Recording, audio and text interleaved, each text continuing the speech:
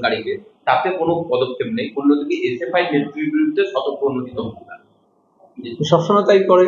আচ্ছা, যারা ধর্ষণ করছে ল কলেজে, বিভিন্ন কলেজে, যেখানে সেটা পুলিশ কিছু করে?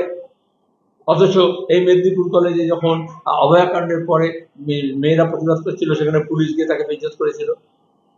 পুলিশ তো তৃণমূলের উর্দি পড়া শয়তান, শয়তান শব্দটা বলেছে, উর্দি পড়া শয়তান তৃণমূলের, সব পুলিশ না।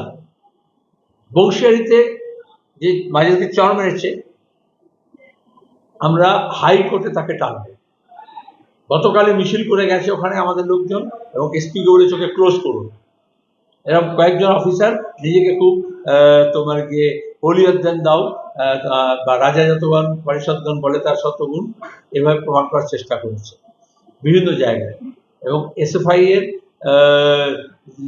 ওই জেলা নেতৃত্বকে এর আগে অভয়াকাণ্ডের সময়ও লালবাজারে বারবার ঢুকেছে, কিচ্ছু করতে পারে, বরঞ্চ উল্টে সব নোটিশ প্রত্যাহার করতে হয়েছে। আমরা আইনের পক্ষে আছি, আর যারা আইনের রক্ষক তারা আইন ভাঙছে। পুলিশকে কে বলেছে গিয়ে ঝান্ডা খুলতে? কোন আইন তুলেছে? পুলিশকে কে বলেছে চর মারতে?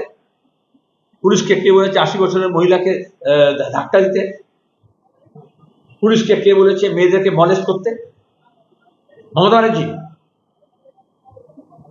দাঙ্গাবাজদের সময় পুলিশকে দেখা যায় না, ধর্ষকদের ধরার সময় পুলিশকে দেখা যায় না। সমস্ত শিক্ষা প্রতিষ্ঠান, হাসপাতালে থ্রেড কালচার চলছে, যেখানে দাঁড়িয়ে লুটতরাজ হচ্ছে, তোলাবাজি হচ্ছে, মেয়েদেরকে নিয়ে মোৎসব করছে, ছাত্রীদের সম্মান লুট করছে, মদের আখড়া বসেছে, সেখানে পুলিশ কি করে? আজকে দেখেছি এখন এই ভিডিও ক্যামেরা নিয়ে তোমাদের পোর্টাল নিউজ, বিজেপি নেত্রী আর তৃণমূলের পঞ্চায়েত সমিতির সভাপতি নেতা সারাদিন যখন ছাত্র, যুব, শ্রমিক, কৃষক, বামপন্থী কর্মীরা গোটা দেশে লড়াই করছে কাজের দাবিতে, মানুষের স্বার্থে, পুলিশ সেখানে তাদেরকে হেনস্থা করছে, গ্রেপ্তার করছে। অবশ্য তাদের মুখে গু লেপে দিয়ে সব কটা কোর্ট তাদেরকে সব জায়গায় ছাড় দিয়ে ছেড়েছে, কাউকে বন্দি রাখতে পারেনি। আর অন্যদিকে নির্বাচিত জনপ্রতিনিধি বিজেপির সভাপতি মহিলা মোর্চা, হিন্দুতে বলে রঙ্গেলি বানানা, মদের আসর বসিয়ে প্রকাশ্য রাস্তায়। কদিন আগে একটা ভিডিও ছিল না, প্রকাশ্য রাস্তায় যৌনতা দেখাচ্ছিল বিজেপি নেতাদের।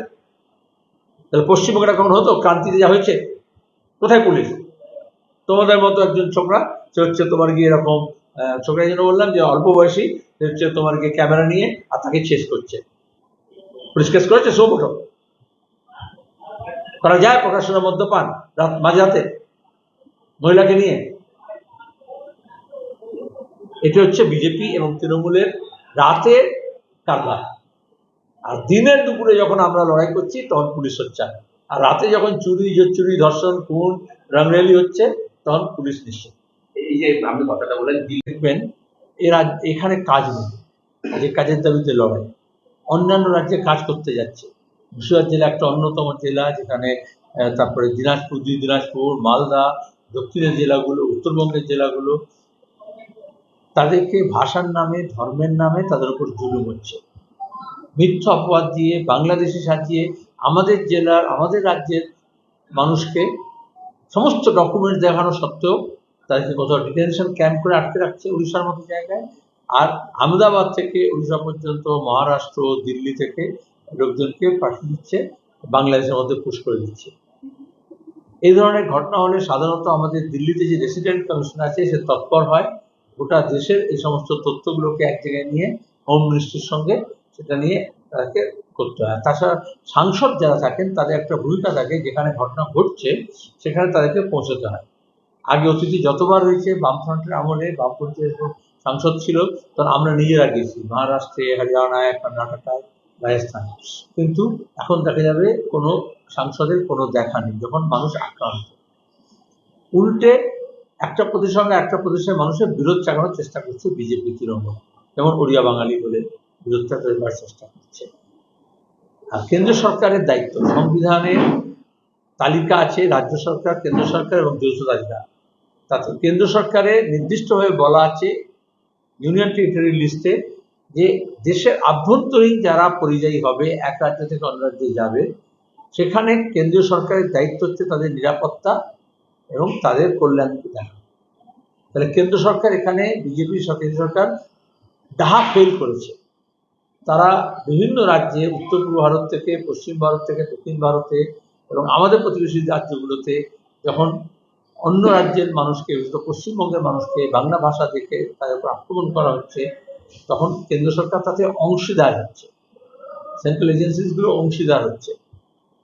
আমরা অবিলম্বে এটা বন্ধ করতে চাইছি, নাহলে আমাদের এই ভুক্তভোগী মানুষের কাছে আমরা যাচ্ছি। আজকেও দিল্লিতে আমাদের পার্টির নেতৃত্ব ডেলিগেশন যে সমস্ত বস্তিতে বুলডোজার লাগিয়ে বস্তি ছেড়ে ভেঙে ফেলার চেষ্টা করা হচ্ছে বা বাংলাদেশি বলে তকমা দিয়ে তাকে তাড়ানোর চেষ্টা করা হচ্ছে, সেখানে আমাদের প্রতিনিধি মণ্ডল এই আজকে গেছে এবং আজকাল পরশু 3 দিন যাবে এবং সেখানে সে জেলাগুলোতে যে তথ্যগুলো পাবে আমরা ক্রমাগত তাই করছি। উড়িষ্যা ক্ষেত্রেও তাই করেছি। এখানে গ্রামের মানুষের সঙ্গে তাদের সঙ্গে যোগাযোগ করে নিয়ে এবং পুলিশকে এখানকার দেওয়া হচ্ছে।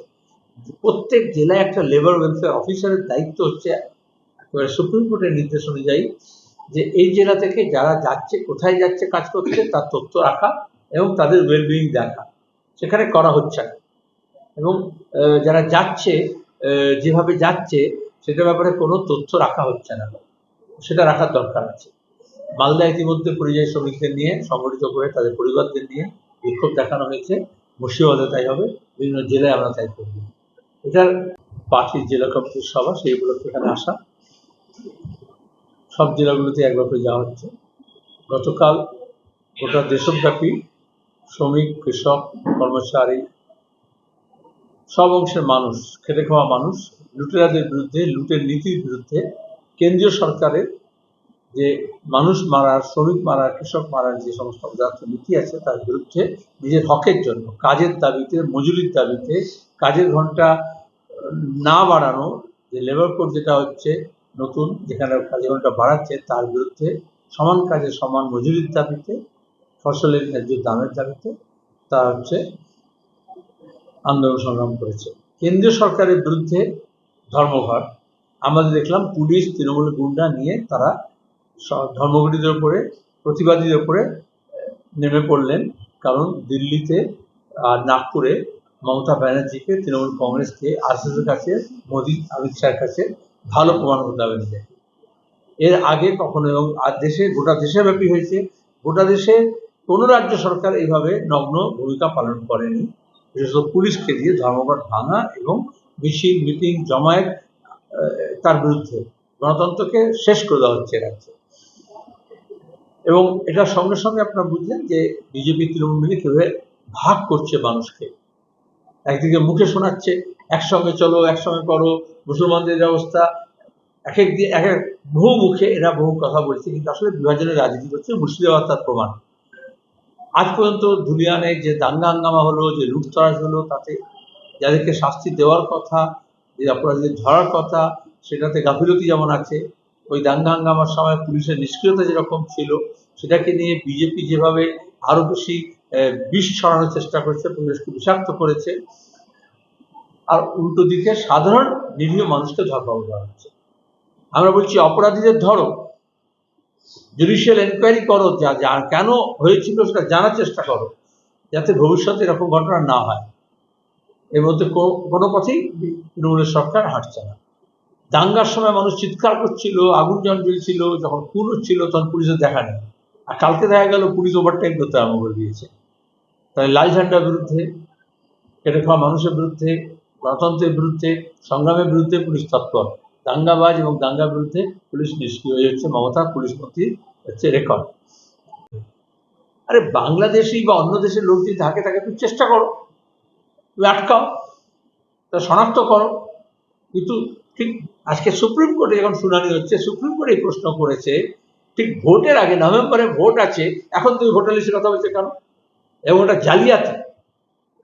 জালিয়াতি এই জন্যই হচ্ছে, ইলেকশন কমিশন স্টেট ইলেকট্রাল অফিসারকে দিয়ে জানুয়ারি মাস থেকে জুন মাস পর্যন্ত বিহারে যেটা SSR বলে, স্পেশাল সামারি রিভিশন, সেটা করেছে।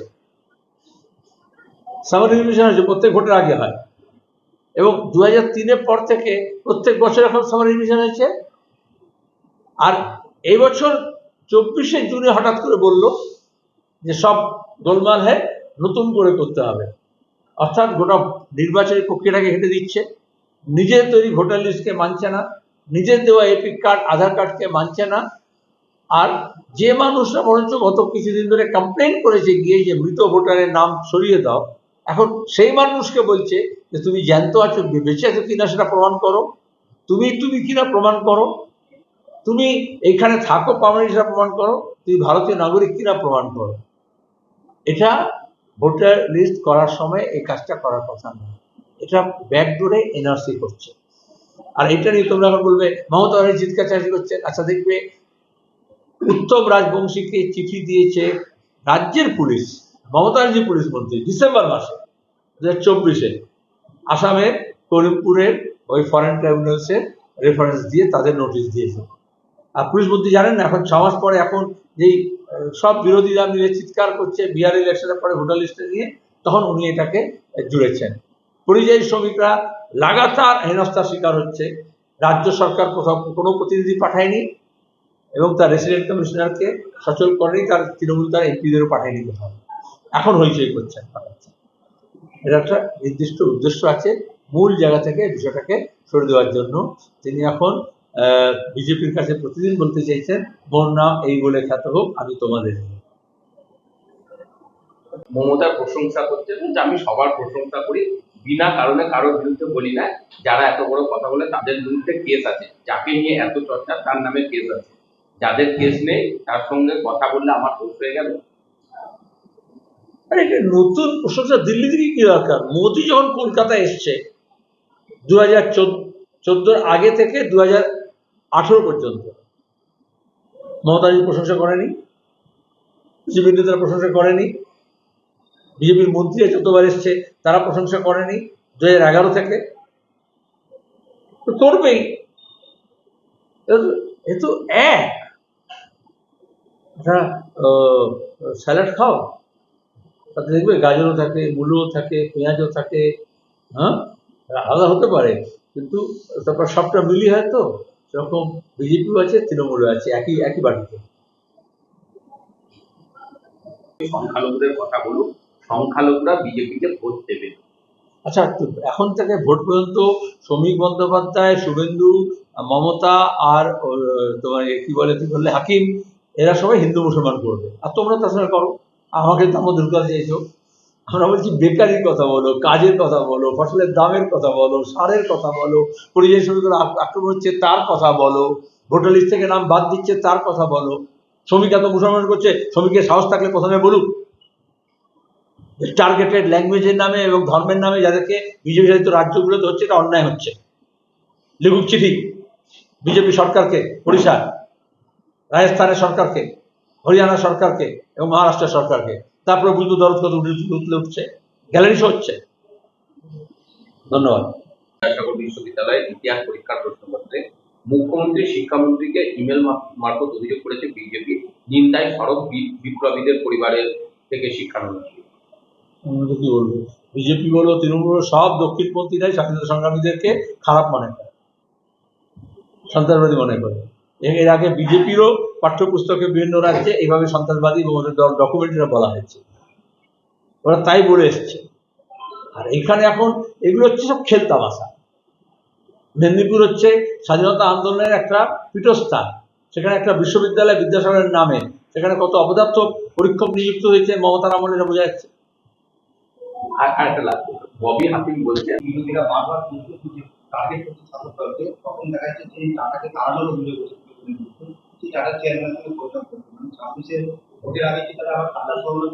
আচ্ছা, এটা কর্পোরেট ওয়ার্ল্ড তার নিজস্ব নিয়মে চলে, তাদের নিজের ব্যবসা মুনাফার স্বার্থে চলে, এবং আমরা জানি এই কর্পোরেট ইলেকট্রাল বন্ডে এই বিজেপি এবং তৃণমূলকে এই ধরনের কর্পোরেট কোম্পানিগুলো কত কোটি টাকা দিয়েছে, এসব তো এখন বেরিয়ে এসছে। এখন যেহেতু সরাসরি কর্পোরেট বন্ড দিতে পারবে না, সুপ্রিম কোর্ট বাতিল করেছে, এখন নানান কায়দায় আবার ভোটের আগে এটাকে বলে লুভানা, আকর্ষণ তৈরি করার চেষ্টা করছে। কিন্তু আদর কথা হচ্ছে সিঙ্গুরে না চাষ হলো না কারখানা হলো, এটার জন্য মমতা এবং টাটা কোম্পানি কি বলছে সেটা মানুষ জানতে চায়। সে ব্যাপারে কোনো কথা বলবে, আমরা তাই করবো। এটার পরিকল্পনার একটা অংশ। দেখবেন এই সময় বিহারে SIR এর নাম করে, স্পেশাল ইন্টেন্সিভ রিভিশনের নাম করে ভোটার লিস্টে 2003-এর পরে যারা 5-5টা বিধানসভা 5-5টা লোকসভায় ভোট দিয়েছে তাদেরকেও ডাউটফুল ভোটার করা হচ্ছে। আসামে যে কায়দায় এনআরসি করা হয়েছিল এবং সিটিজেনশিপ ডাউটফুল সিটিজেন করা হয়েছিল, ডাউটফুল ভোটার করা হয়েছিল, এটা ইলেকশন কমিশনের এখতিয়ার নেই। যে আধার কার্ড যে ভোটার কার্ড ইস্যু করেছে এখন সেটা কি মানছে না, আর বলা হচ্ছে তোমার বাপ ঠাকুরদার ঠিকুজি নিয়ে এসো, সার্টিফিকেট নিয়ে এসো।